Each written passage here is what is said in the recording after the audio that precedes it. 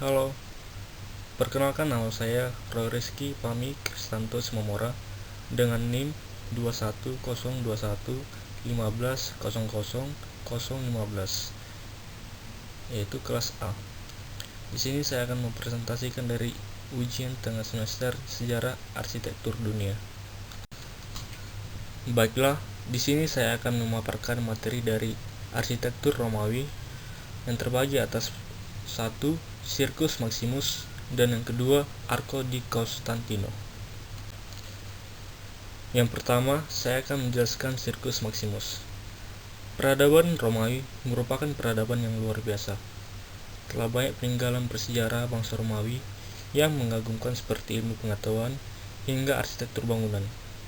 Salah satunya, kita mengenal amphitheater terbesar milik Romawi yaitu Colosseum. Ternyata, Colosseum bukanlah stadion pertama orang Romawi, yaitu Stadion Circus Maximus.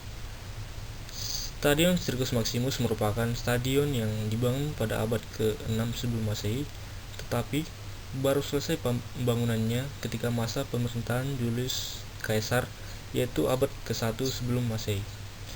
Caesar sendiri sengaja memperpanjang tingkatan tempat duduk untuk dapat berlari di sekitar sirkuit oval, kecuali gerbang awal dan pintu masuk kembar di kedua ujung stadion. Stadion ini menjadi yang terbesar dengan panjang lebih dari 600 meter dan lebar 150 meter, serta memiliki kapasitas tempat duduk antara 150.000 sampai 250.000 orang. Fungsi utama dari Circus Maximus sendiri adalah untuk mengadakan balapan kereta dan permainan Romawi yang disebut ludi. Permainan ludi biasanya memiliki makna sebagai permainan yang dimainkan untuk menghormati para dewa Romawi dan juga sebagai bentuk hiburan yang populer selama zaman Romawi. Ketika permainan ludi diadakan, maka akan menjadi hari libur nasional dan tidak ada satu orang pun yang melakukan aktivitas berdagang. Terkadang bisa sampai menghabiskan 135 hari untuk seluruh rangkaian permainan tersebut dalam satu tahun. Betapa luar biasanya bangsa Romawi menjadikan ludi sebagai momen penting yang perlu diadakan sepanjang tahun. Ludi sendiri terdiri dari serangkaian acara seperti balap kuda, kereta atletik, sandiwara, resital, perburuan binatang buas, pertarungan gladiator, upacara keagamaan, dan pesta publik. Acara ludi akan dibuka dengan parade akbar dan flamboyan di mana tujuan permainan akan disampaikan dan para pesertanya diperkenalkan. Dari semua permainan ludi, balapan kereta menjadi perlombaan paling tidak karuan. Hal ini karena pada awal perlombaan, kereta-kereta yang bertanding dibariskan di salah satu ujung lintasan. Kemudian, kasiar akan menjatuhkan kain sebagai tanda permainan lomba dimulai. Seketika gerbang telah dibuka, para peserta lomba akan berlari ke depan dan mencoba memotong satu sama lain. Akibatnya, banyak dari para peserta tidak sengaja menabrak spinai atau penghalang yang membentang di tengah-tengah trek. Spinai merupakan patung hias yang rumit, terdiri dari obelisk dan kolom. Permainan lain yang paling dramatis tentu saja melibatkan binatang liar dan perkelahian gladiator. Untuk menyelenggarakan acara perkelahian gladiator yang luar biasa, Jenderal Romawi Pompei bahkan sampai mengadakan kontes antara kelompok gladiator dan 20 gajah.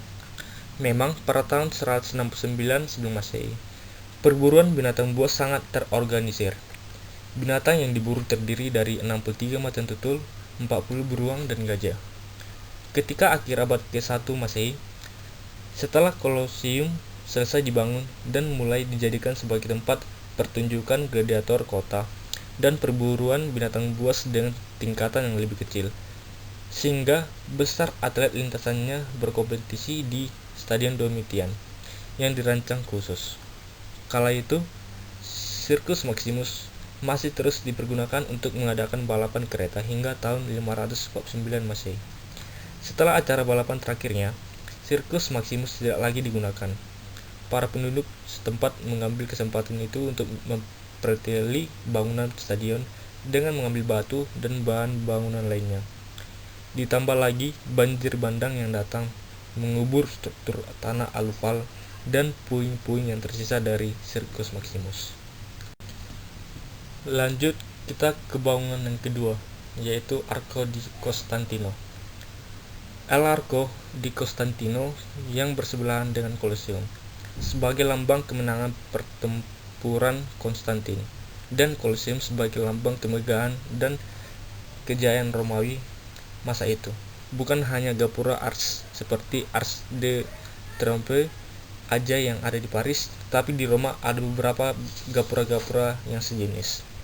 Salah satunya adalah Arch of Constantine atau El Arco di Costantino.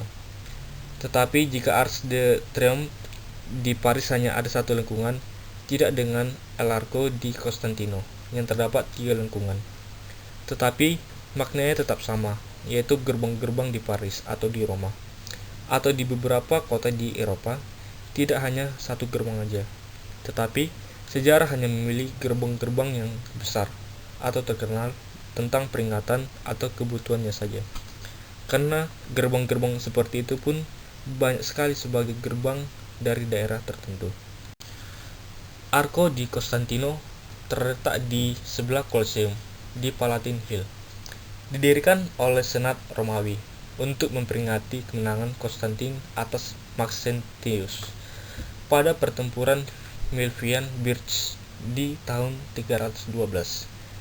Berada di sisi Colosseum sepertinya mempunyai maksud tertentu, di mana Colosseum merupakan bangunan termegah dan terbesar yang berada di pusat kota Roma.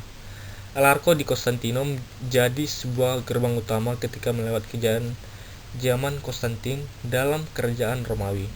Sebagai negara Eropa di mana konsep desain klasikal arsitekturnya memang terkenal di mana-mana, mulai zaman dahulu.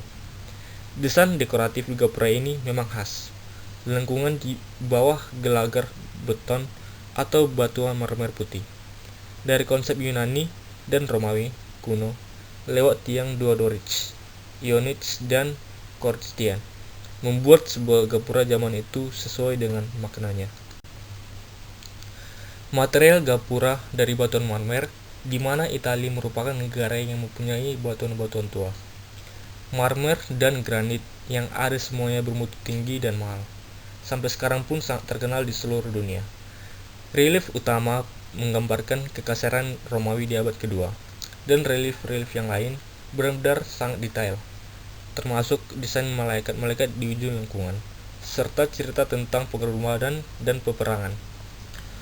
Pahatannya sangat halus, bahkan sejak lebih dari 2000 tahun yang lalu sampai sekarang. Pahatannya tetap terlihat cantik. Memang beberapa titik ada yang gumpil, tetapi tidak mengurangi kecantikan pahatan relief serta patung-patung yang ada. Ini membuktikan bahwa batuan pegunungan Italia memang sangat keras.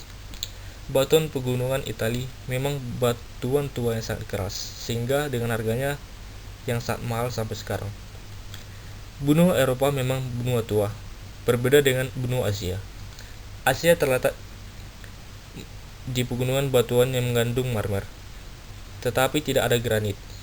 Marmer Indonesia pun cantik, berada di Sukabumi, Markus, Sulawesi, dan di Lampung. Tetapi marmernya cenderung berwarna putih dan krim pucat. Ya, karena batuan marmernya masih muda. Pahatan dan relief di gapura Konstantin ini ada di semua titik, dari ujung atas sampai kaki kolomnya. Sangat cantik dan detail. Pemahat-pemahat mereka memang luar biasa. Ada 3 lengkungan dari El Arco di Costantino. Lengkungan ini yang tertinggi, setinggi 21 meter, 25,9 meter, dan lebar 7,4 meter ke dalam, lalu 11,5 meter tinggi dan 6,5 meter lebar. Di atas lengkungan itu terdapat loteng dengan tampak sekelilingnya berpahat kehidupan kekaisaran Romawi dengan rapi dan detail. Sekian dari materi yang saya sampaikan. Terima kasih.